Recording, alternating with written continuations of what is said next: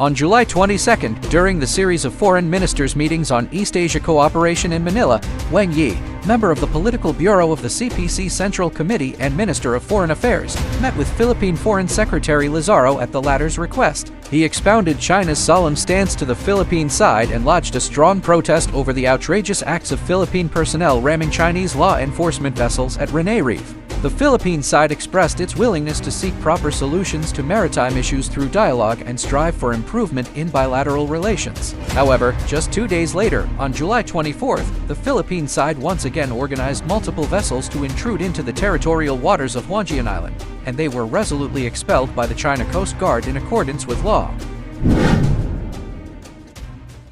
The Philippines is now following a classic dual-track approach. On one hand, the President and the Foreign Ministry want to stabilize relations through diplomatic dialogue and avoid a complete breakdown, not least because the Philippines is heavily dependent on economic and trade ties with China.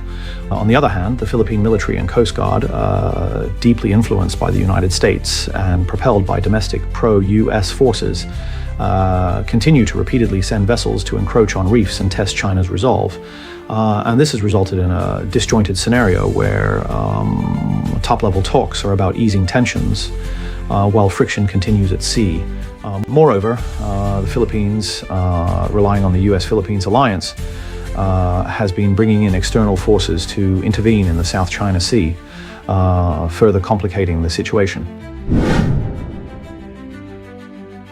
Chinese side's stance is very clear.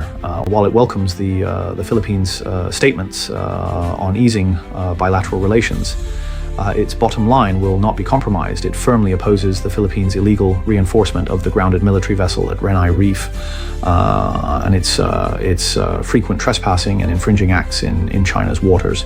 It also does not recognize the so-called South China Sea arbitration award and rejects any third-party interference in the bilateral disputes between China and the Philippines.